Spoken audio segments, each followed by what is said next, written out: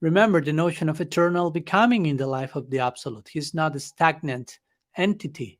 So we can never say that we know Krishna fully, because he's in an ongoing state. He's always happening, so to say. So let's be very careful of being overconfident, basically, about something which has no limits.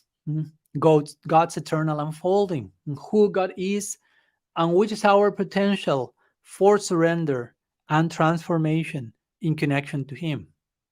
We don't know the limits of that. There are no limits. If God is unlimited, our relation with the unlimited must be unlimited by the nature of the unlimited. So our potential in connection to Him is unlimited.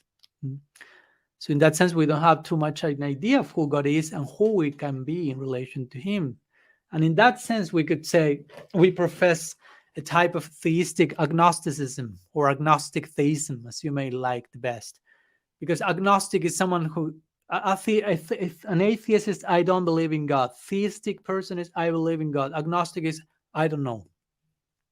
So in this sense, we are theistic agnostics. We believe in God, we know He exists, but I don't know. Agnostic, we don't know how much, which is the scope for Krishna's existence, who He is. We don't dare to affirm we know Krishna fully. In that sense, we are agnostics, only in that sense. So we can speak about theistic agnosticism, a new flavor of our doctrine.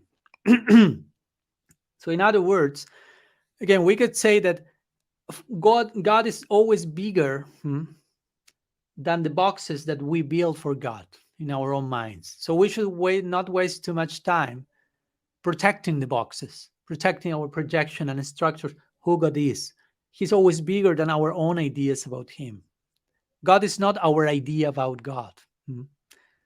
These boxes that I'm talking about are basically our mental structures that are keeping us in the comfort zone, and on many occasions are giving us a very distorted picture of who God actually is. So we may be too sure this is God, and actually that's the exact opposite of who God actually is. In this connection, the medieval Christian mystic Meister Eckhart, once he famously prayed saying, God, rid me of God.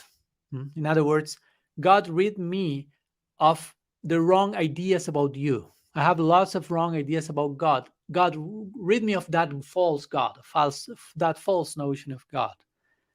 In other words, we need to find whatever it helps us to experience the God who rids us of the God we need to be rid of. We don't need to be rid of God. We need to be rid of false limiting notions, limiting myths and beliefs about Him.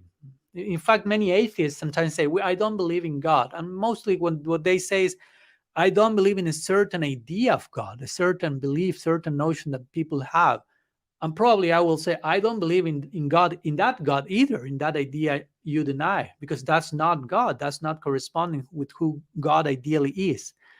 So, but unfortunately, despite some atheists will say, I don't believe in God, referring to that particular unbelievable idea of God, that unbelievable idea is the one that many believers unfortunately embrace.